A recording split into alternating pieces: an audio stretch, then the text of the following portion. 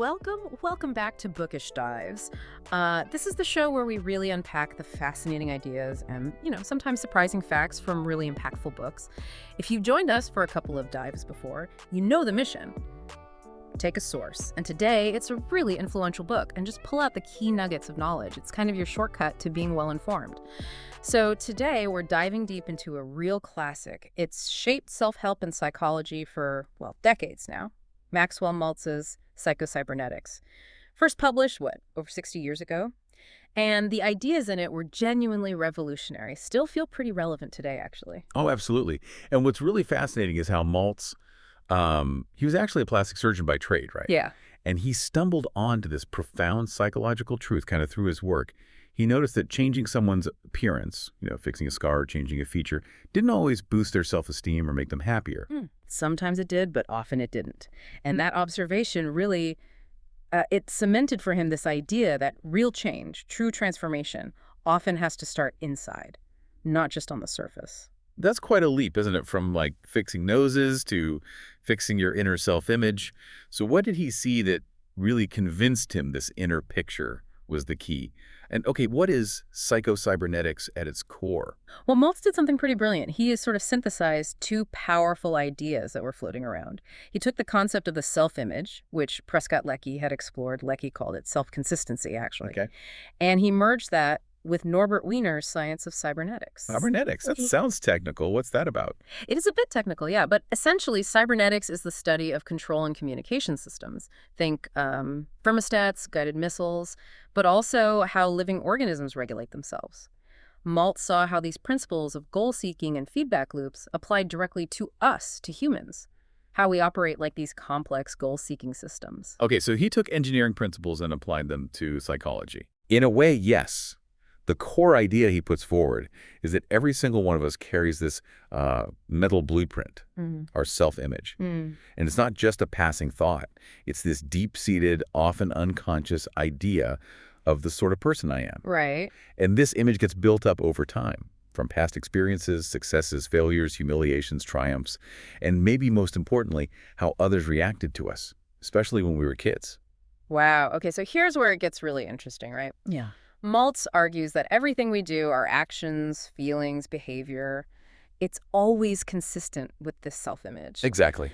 So it's like you literally act like the person you believe yourself to be. If you think you're clumsy, you'll act clumsy. If you think you're confident. You'll act confident. It's like your subconscious has this script and your behavior just follows it. It's a kind of self-fulfilling prophecy. Which that's kind of limiting, actually, if your self-image isn't great. Yeah. It absolutely can be. And that's the big question Maltz tackles. If our actions are tied to this image, and the image can hold us back, what do we do? How do we change? And this is where he brings in the idea of the human brain and nervous system as this incredible goal-striving mechanism.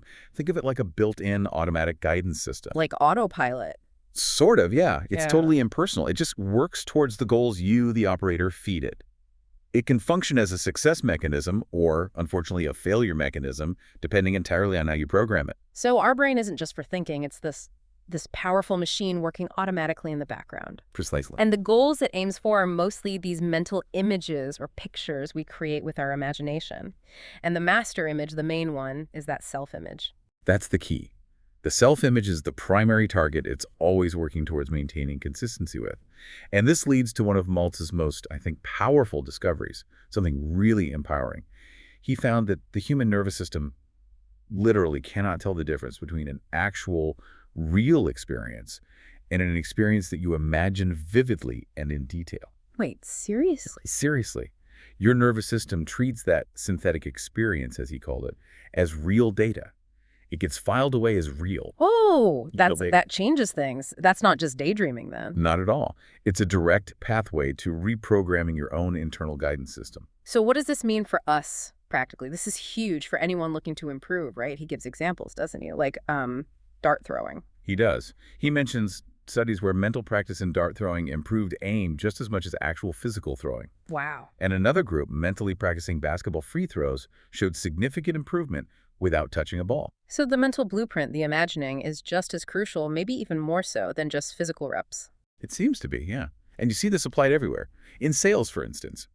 Using role-playing, mentally rehearsing sales calls, imagining handling objections that led to documented sales increases, sometimes like 100% to 400%. Incredible. Same for job interviews. Yeah. Doing that mental rehearsal practice builds confidence, helps you think on your feet, makes you feel like you've already succeeded. Even concert pianists do it. They practice entire pieces mentally. Okay, so you create this clear picture of success before you even start.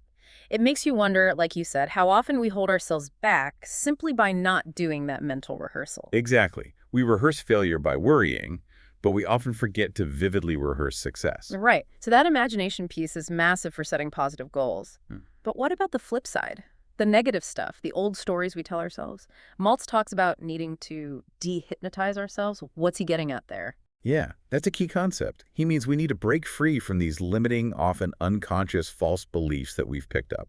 Maybe from childhood, maybe from society, maybe even, TV commercials telling you you're not good enough without X product. Ah, right. And what's really striking is how these false beliefs aren't just ideas. They can literally change how we perform, physically and mentally. They can lock us into patterns.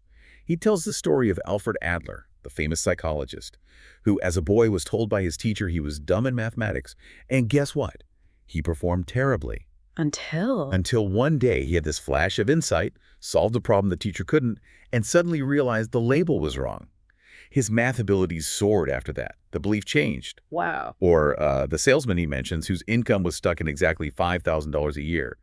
Didn't matter if he had a better territory or higher commissions, he always ended up right back at $5,000. Because deep down he believed that's all he was worth. That was Maltz's interpretation, yeah.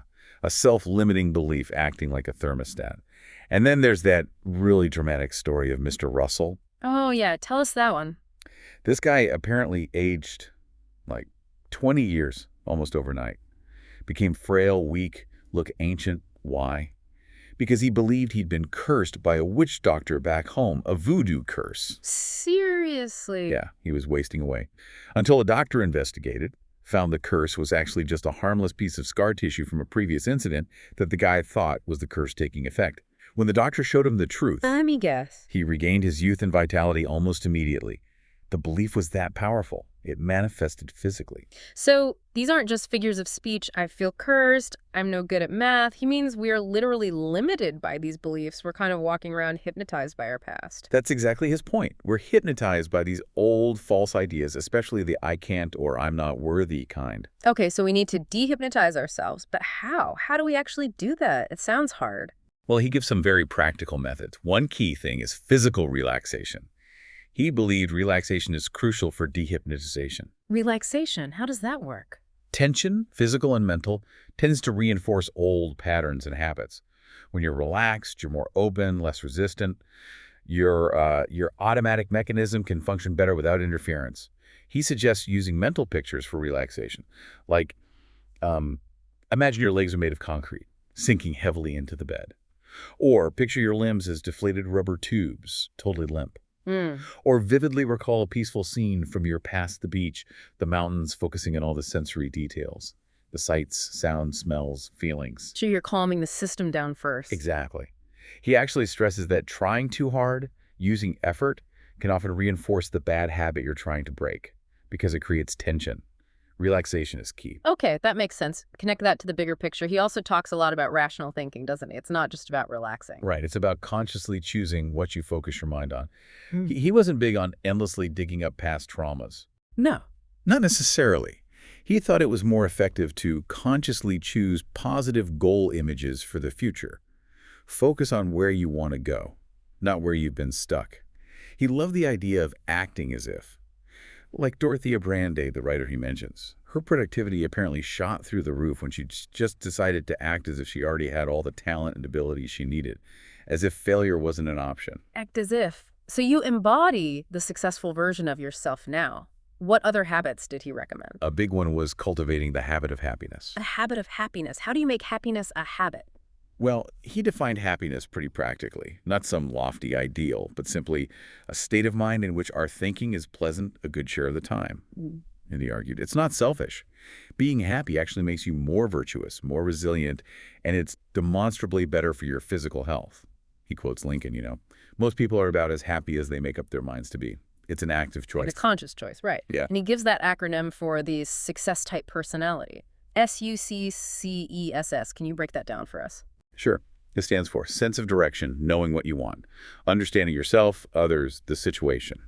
Courage, willingness to act, to risk, charity, respecting others, seeing their humanity, esteem, valuing yourself and others, self-confidence, trusting your abilities, and the final S is self-acceptance. Okay. Sense of direction, understanding, courage, charity, esteem, self-confidence, self-acceptance. That's a lot.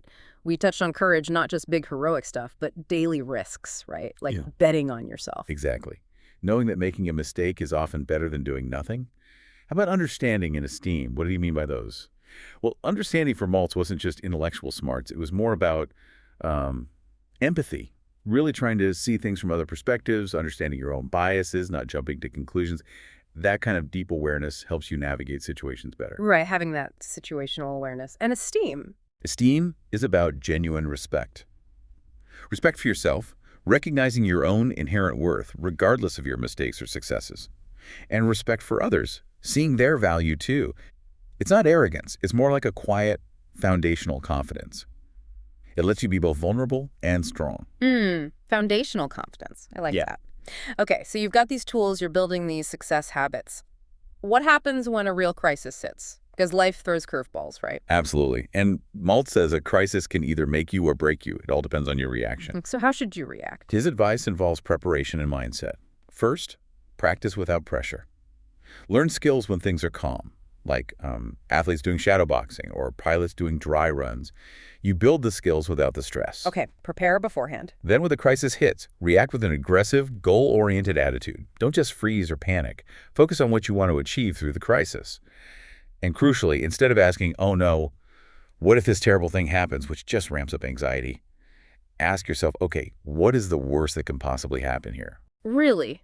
Focus on the worst. Yeah, but in a realistic way. By facing the worst-case scenario calmly, you often realize it's manageable, or at least survivable. It stops your imagination from running wild with fear and allows you to think clearly and act effectively. Take command of your internal state. Okay, that makes sense. Assess realistically, then act decisively. We've talked a lot about the mind psychology. Does Maltz connect this to our physical well-being? Like, does this stuff actually impact our bodies, maybe even how we age? Oh, definitely. He saw a strong connection. He talks about our thoughts and emotions acting as a kind of non-specific therapy. He references Dr. Hans Selye's work on stress and adaptation energy, basically, our limited reserves for coping with stress. Maltz believed our mental state profoundly impacts this energy and our overall physical health, including healing. So a positive mindset could literally help you heal faster. He observed that in his surgical practice. Patients who seem to have something positive to look forward to, a strong goal or purpose, often seem to recover more quickly. He didn't claim it as hard scientific proof from his own limited experiments with the serum, but the pattern was consistent enough for him to note it. A positive outlook seemed linked to better physical outcomes. That's fascinating. And what about aging? You mentioned that. Yeah, he poses this really interesting question. Do we sometimes kind of think ourselves into old age? How so? He suggests that if we unconsciously adopt the belief that we're supposed to decline and become frail at a certain age, say 60 or 70, that belief itself can become a negative goal image that our automatic mechanism works towards. A self-fulfilling prophecy again. Wow. So we should aim for, what, eternal youth? Maybe not quite. But he encouraged having a nostalgia for the future, actively looking forward, embracing new projects, new learning, staying engaged. He believed that activity, mental and physical, creates a kind of biological need for more life.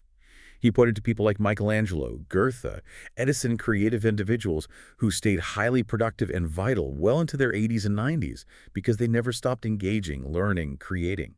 That's a really powerful idea. Stay active, stay curious, look forward.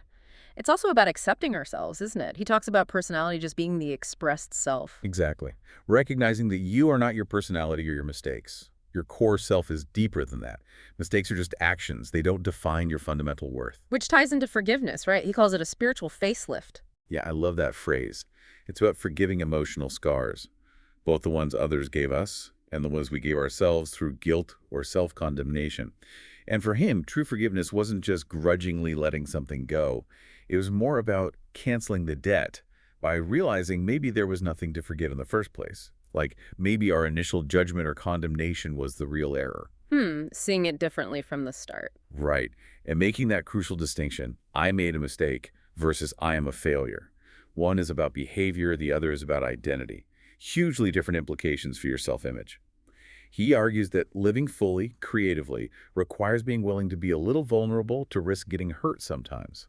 Like an oyster, he says, you can close yourself off completely to avoid any hurt, but then you also miss all the joy and growth. You can't make a pearl without a bit of grit. Precisely. Creative living means embracing life, potential hurts and all, because that's where the richness is. Wow. Okay, this deep dive into psycho-cybernetics. It really lays out how one book can offer such a practical roadmap to a richer life, a more fulfilling life, really, from understanding that core self-image to using your imagination deliberately, developing those success habits, even how you think about your health and aging. Maltz gives us real tools for change. It feels very proactive. It really does, and it all comes back to that idea of our internal guidance system. Yeah. It's inherently designed for success, like a missile finding its target. But you are the operator. You get to choose which recordings you play in your mind, the old failures and limitations, or the vividly imagined successes and potentials. And the more you play back success, the stronger that pathway becomes. So you're essentially the creative force in your own life. You can build your own winning feeling, shape your own destiny by directing that inner mechanism. That's quite a thought to chew on as you go about your day. Well, we really hope you enjoyed this bookish dive. If these ideas grabbed you as much as they grabbed us, definitely follow Bookish Dives for more explorations of truly transformative books and concepts. Until next time, keep reading, keep thinking, and keep diving deep.